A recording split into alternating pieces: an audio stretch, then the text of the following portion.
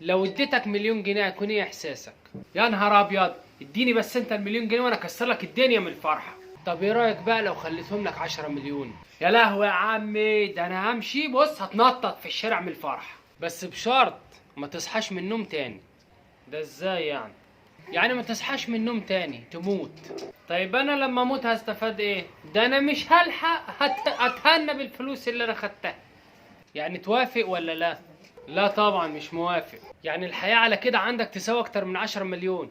ايوه طبعا اكيد تساوي اكتر من 10 مليون. طب ليه كل يوم والتاني تصحى زعلان ومش طايق نفسك وتقول ايه الجرف ده، وتقول اصطبحنا واصطبح الملك لله، واحيانا تصحى تدب خناقه مع كل اللي حواليك وتقول انا تعبان ومخنوق وسيبوني في حالي، عفاريت الدنيا كلها بتتنطط قدامي دلوقتي. يا غزال طول ما صحيت من النوم سيب اليوم على ربنا وقول يا رب اليوم بين ايديك، وقول انا شاعر ان اليوم هيكون جميل حتى لو حصلت مشاكل، ربنا هيكون معايا وهيكمل. وقول يا رب انت اللي هتحل لانك انت حلال المشاكل، لان انت اللي عندك الفرح يا رب. يا عم فالح، ده الواحد كان ظالم نفسه. نصيحة مني، اوعى تصحى تاني مرة زعلان، سيبها على الله.